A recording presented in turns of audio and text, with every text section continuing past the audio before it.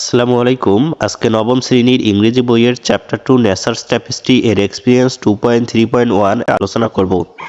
তো প্রথমেই আমরা দেখি এক্সপিরিয়েন্স 2.3.1 এ আমাদেরকে কি করতে হবে। রিড দ্য পোয়েম, কবিতাটি পড়ো। নিচে একটি কবিতা আছে, সেই কবিতাটি আমাদেরকে পড়তে হবে। Before that read the note on that poem, তার আগে আমাদেরকে কবি সম্পর্কে এই নোটটি পড়তে হবে। তো প্রথমে আমরা নোটটি পড়ে নেই, অর্থাৎ কবি পরিচিতি আমরা এই নোটের মাধ্যমে জানবো এবং তারপর আমরা কবিতাটি সম্পর্কে জানবো। Alfred Lord Tennyson was a renowned British poet. Alfred Lord Tennyson একজন বিখ্যাত ইংরেজ কবি।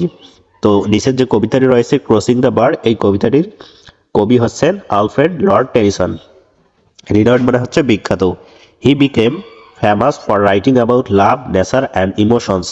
তিনি বিখ্যাত হয়েছিলেন লাভ, ভালোবাসা, প্রকৃতি এবং আবেগ নিয়ে লেখার মাধ্যমে। আলফ্রেড লর্ড টেনিসন ব্রিটিশ একজন কবি এবং তিনি কি যে কারণে বিখ্যাত হয়েছিলেন? লাভ, নেচার এবং ইমোশন নিয়ে লেখার কারণে। Now let's read one of his famous poems on nature crossing the bar. তো চলো তার প্রকৃতি সম্পর্কে একটি বিখ্যাত কবি ক্রসিং দ্য বার বা প্রতিবন্ধকতা পার হওয়া এই সম্পর্কে কবিতাটি পড়ি। তো এখন আমরা যে কবিতাটি পড়বো সেই কবিতাটির নাম হচ্ছে ক্রসিং দ্য বার। তো কবিতাটির নাম হচ্ছে ক্রসিং দ্য বার। বার মানে হচ্ছে সীমানা বা বেড়া, বা আমরা এখানে বলতে পারি প্রতিবন্ধকতা। প্রতিবন্ধকতা ক্রস হওয়া বা পার হওয়া। তো এখন আমরা কবিতাটি পড়ব। কবিতাটি 4টি স্ট্যান্জায় লিখিত হয়েছে। তো এই কবিতাটির কিন্তু 2টি করে অর্থ হবে। একটা হচ্ছে এর সাধারণ অর্থ, অর্থাৎ আমরা সেন্টেন্সগুলো পড়ব এবং এর অর্থগুলো জানব, এবং আরেকটি অর্থ হচ্ছে এর অন্তর্নিহিত অর্থ, যেটা লেখক বা কবি আসলেই বোঝাতে চেয়েছেন এই কবিতার মাধ্যমে, সেটাও আমরা জানবো। তো দেখি আমরা প্রথমে পড়ে নেই। Sunset and evening star and on clear call for me. সূর্যাস্ত এবং সন্ধ্যা তারা এবং আমার জন্য একটা পরিষ্কার আহ্বান। সানসেট মানে হচ্ছে সূর্যাস্ত এবং ইভিনিং স্টার মানে হচ্ছে সন্ধ্যা তারা। সূর্যাস্ত এবং সন্ধ্যা তারা এবং আমার জন্য একটা পরিষ্কার আহ্বান। And may there be no morning of the bar. এবং আমার এই প্রতিবন্ধকার কোনো ক্রন্দন নাও থাকতে পারে। When I put out to sea, যখন আমি সমুদ্রে পা রাখবো। যখন আমি সমুদ্রে পা রাখবো প্রতিবন্ধকতা পার হয়ে, তখন আমার এই প্রতিবন্ধকতার কোনো ক্রন্দন নাও থাকতে পারে। মর্নিং মানে হচ্ছে ক্রন্দন, মর্নিং মানে ক্রন্দন। এটা আমরা যে উপরের যে মিনিংটা রয়েছে সেটা জানলাম। এখন আমরা অর্থনিহিত অর্থটা জানবো। এখানে সানসেট বলতে কবি মৃত্যুকে বুঝিয়েছেন, এবং ইভিনিং স্টার মানে মৃত্যুর পরবর্তী জীবন, যেটা সূর্যাস্তের পর যেমন ইভিনিং স্টার বা সন্ধ্যা তারা হয়, ঠিক তেমনই মৃত্যুর পরে যে পরবর্তী জীবন সেটাই এখানে বুঝিয়েছে। And on clear call for me, আমার জন্য একটা পরিষ্কার আহ্বান, অর্থাৎ এখানে মৃত্যুর ডাককে বোঝানো হয়েছে। এবং কবি যখন সমুদ্রে পা রাখবেন, অর্থাৎ কবি যখন মৃত্যুর দিকে ধাবিত হবেন, তখন সেই মৃত্যুর কোনো প্রতিবন্ধকতা থাকবে না, ক্রন্দন থাকবে না, অর্থাৎ কেউ তাকে থামাতে পারবে না বা কেউ তার জন্য কোনো দুঃখ প্রকাশ নাও করতে পারে। তো এটাই হচ্ছে একটা প্রকৃতির নিয়ম, কবি সেটাই এখানে বুঝিয়েছেন। তো এখন আমরা প্রথম স্ট্যান্জাটি পড়লাম, আমরা এখন দ্বিতীয় স্ট্যান্জাটি নিয়ে আলোচনা করব। তো এরপর আমরা দেখি but such a tide as moving seems asleep, too full for sound and foam. কিন্তু জোয়ারকে দেখে মনে হচ্ছে ঘুমন্ত অবস্থায় নড়াচড়া করছে।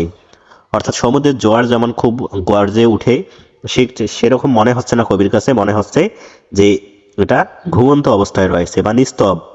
Two full for sound and foam, সেই সমুদ্রের ফেনা এবং শব্দ না তুলতে পারার মতো। সমুদ্রের যে জোয়ার রয়েছে সেটা কিন্তু একটা শব্দ এবং সেটার একটা ফেনা রয়েছে। কবির মনে হচ্ছে এটা ঘুমন্ত অবস্থায় রয়েছে, এটা সাউন্ড এবং ফর্ম নেই। ফর্ম মানে হচ্ছে ফেনা।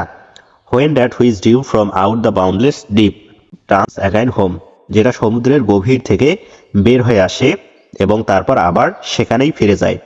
অর্থাৎ এই জোয়ারকে বলেছেন যেটা সমুদ্রের ভিতর থেকে, খুব গভীর থেকে, বাউন্ডলেস ডিপ মানে সীমাহীন গভীর থেকে উঠে আসে এবং আবার সেখানেই ফিরে যায়। অর্থাৎ এই যে স্ট্যান্জাটি রয়েছে সেই স্ট্যান্জাটি দ্বারা কবি প্রথম যে 2টি লাইন, সেই 2টি লাইনটি দ্বারা কবির বয়স্ক জীবনকে বুঝিয়েছেন। যখন তিনি এই কবিতাটি লিখছেন তার বয়স ছিল অনেক, সেটাই তিনি বলেছেন যে তার জীবনের যৌবনটা পার হয়ে গেছে, যার কারণে তার জীবনের আর কোনো স্বাদ নেই, আর কিছুই ভালো লাগছে না। ঠিক যেমন সমুদ্রের যে জোয়ারটা রয়েছে যার কোনো শব্দ বা ফেনা নেই, ঘুমন্ত অবস্থায় রয়েছে, কবির জীবনটাও যেন সেরকম হয়ে গেছে।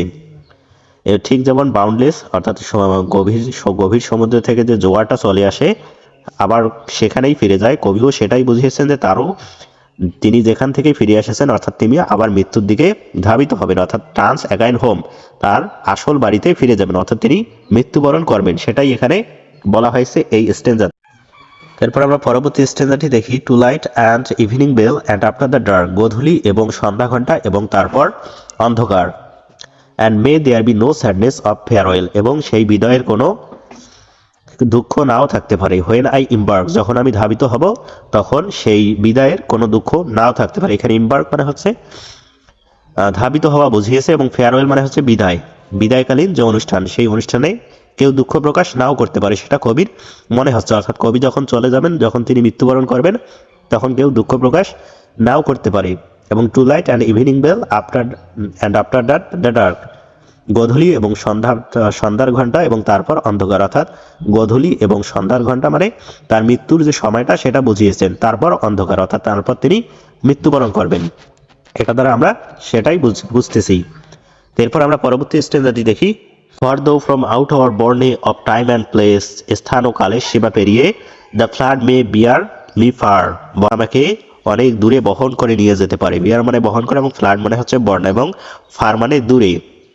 I hope to see my pilot face to face when I have crossed the bar, আমি আশা করি আমার পাইলটের মুখোমুখি হব যখন আমি এই প্রতিবন্ধকতাটা পার করব।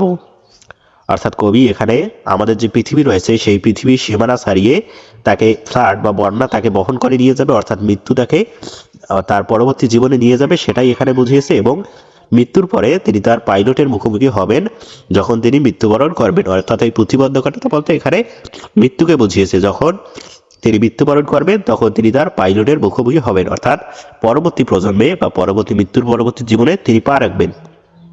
বর্ণে মানে হচ্ছে সীমানা। তো আশা করি তোমরা বুঝতে পেরেছো কিনা সেটা অবশ্যই কমেন্টে জানিয়ে দাও। এই কবিতার দুটি অর্থ ছিল, একটা হচ্ছে অন্তর্নিহিত অর্থ এবং একটা হচ্ছে সাধারণ অর্থ। আমি তোমাদেরকে দুটি বুঝিয়ে দিয়েছি, বুঝতে পেরেছো কিনা সেটা অবশ্যই কমেন্টে জানিয়ে